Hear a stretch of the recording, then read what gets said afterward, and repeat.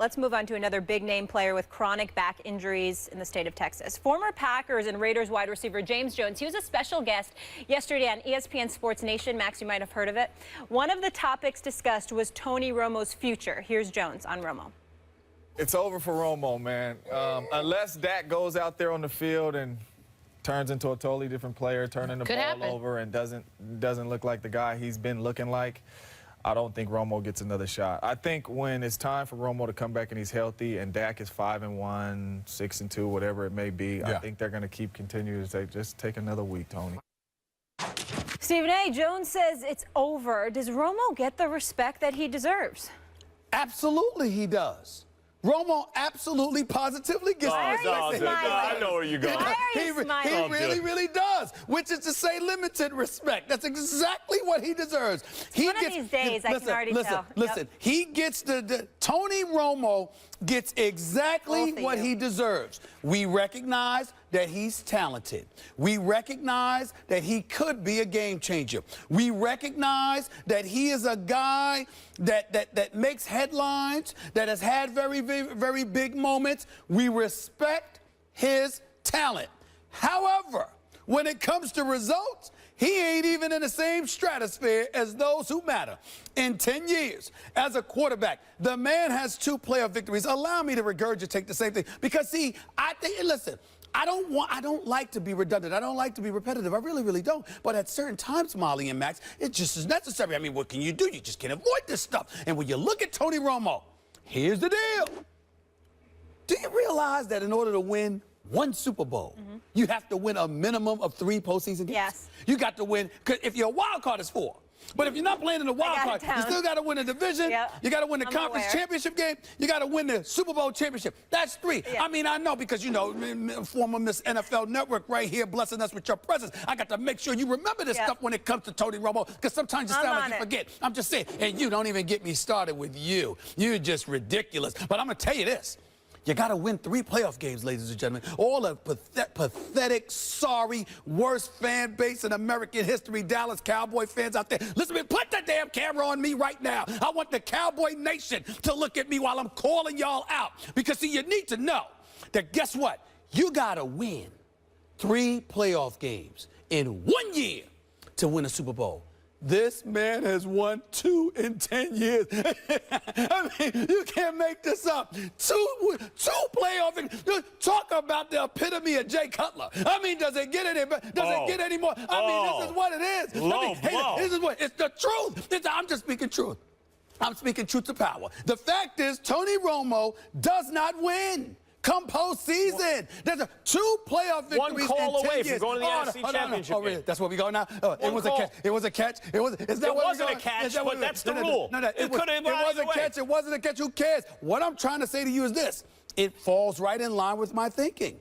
The moment was too big because guess what? Something happened to the Cowboys because it always does. And he is not the quarterback. He is not the quarterback that overcomes adversity. This is the worst thing you do on this show. You know what the greatest part? You know what the greatest words about Tony Romo is? Want me to tell you what the greatest words is? Go ahead. He's the greatest fair-weathered quarterback you can find. When things are going great, oh, he rides. He rides. He's in cruise control. When things are going down, he can't stop the bleeding. He can't stop the hemorrhaging. Somehow, some way, he falls right in line with the downward spiral as well. That is who he is. So guess what? To answer the question directly, he gets exactly the respect that he deserves, which is moderate.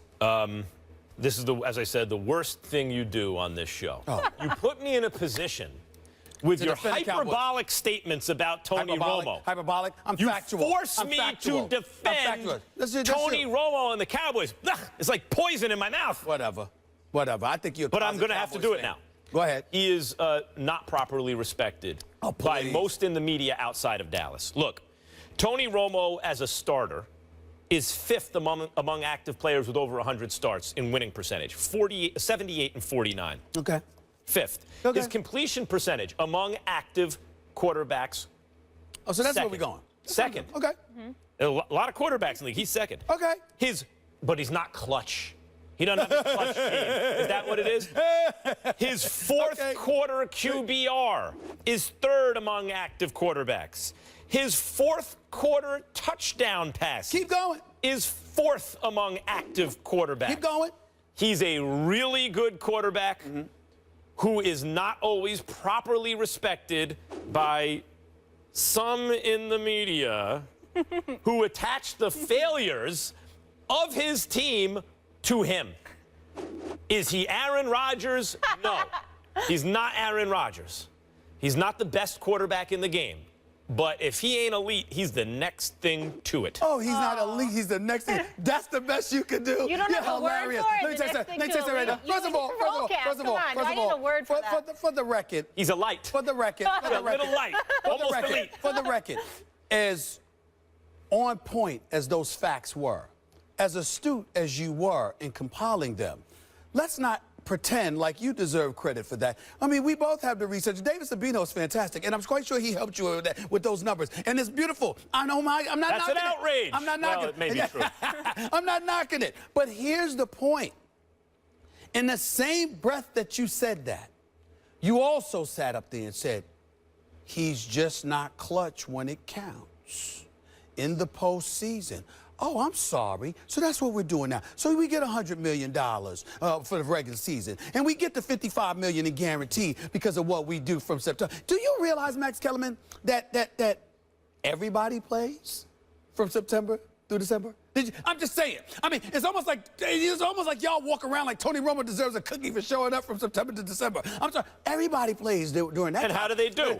He does better than most. The point that I'm trying to make to you is that, well, listen, I guess I still haven't gotten over the back-to-back 8-8 seasons where you lost on the final game of the regular season, even though one of those games he didn't quarterback. The point that I'm trying to make to you is this. During the regular season, when everybody plays, and there's essentially a minimal amount of pressure, Tony Romo shows up. And by the way, a legitimate argument could be made, he's not even held accountable the way most people are because of that pathetic fan base of the Dallas Cowboys. I mean, if you pass gas, they'll call it perfume, okay? And then on top of it all, you got an owner in Jerry Jones that look at Tony Romo like he's Stephen Jones. Let me tell you what's happening. You're falling victim to something. A prodigal son. You're falling victim to something. That's what it is. You, like many, overrate the Cowboys in the beginning of most seasons. You picked them to win the NFC East this year. Before he got hurt, and by the way, so what happens is position because the NFC East was weak. Whatever. So what happens is you pick the Cowboys. That's the bottom line. A lot of people do at the beginning of every season. You're Cowboys. True. And so they are an overrated team. Even we're going to get to the power rankings later. We'll deal with that when that happens. But most people tend to overrate the Cowboys because they get a lot of media attention. And as a result, they wind up underrating Romo. Why didn't he win a Super Bowl? His team wasn't good enough. Why the fact that he's won 78 and only lost 49 over his career suggests he's very good. With your slick self try to change the narrative. By the way, another dapper three-piece suit, but it's not going to gloss over how duplicitous you're trying to come across. I didn't say anything about a Super Bowl. I said the man has won 2 playoff games in 10 years. One call away. When last healthy, he's one call away from getting to the championship.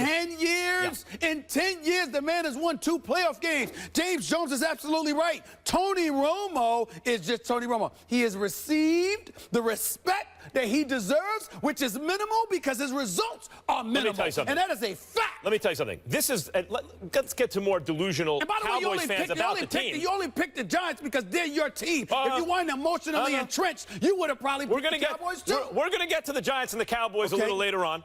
The idea that they would be 6-1 by the time Romo comes back, the Bengals, the Packers, and the Steelers, they'd have to play and beat to be 6-1 before Romo comes back. So the fact is they're not going to be 6-1 when Romo comes back. If they were 6-1 and Dak was balling, of course Romo's not going to get in yet. Of course. Kurt Warner didn't get in. That ain't what you said a week or two ago. Yes, it is. Kurt Warner didn't get in. Oh, this is the nature of the NFL over Mark Bulger because they were 8-0 at the time. If you're rolling with a quarterback, I don't care who you are, you can lose your job to injury. I don't care who you are. That includes Romo. But they're not going to be 6-1. They're not going to beat the Bengals and the Packers and the Steelers and not lose before week 7, week 8. So when Romo gets healthy, it will be his team again.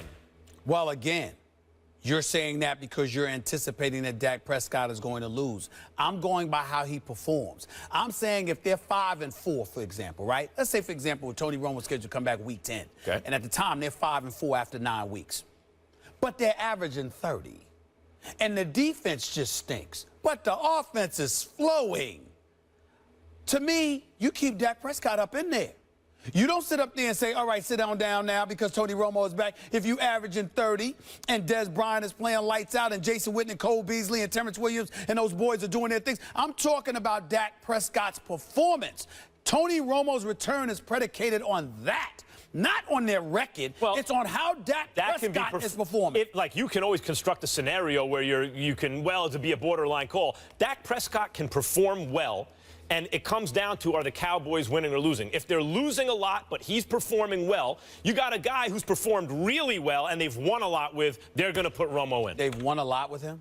78 and 49 as a starter. They won a lot with him. In the regular season. Well, they ain't in the playoffs right now. Let me say this to you. We're going to go through this because Tony Romo became the starter for the Cowboys midway, 10 games into the 2006 season, okay? That year he finished 6-4.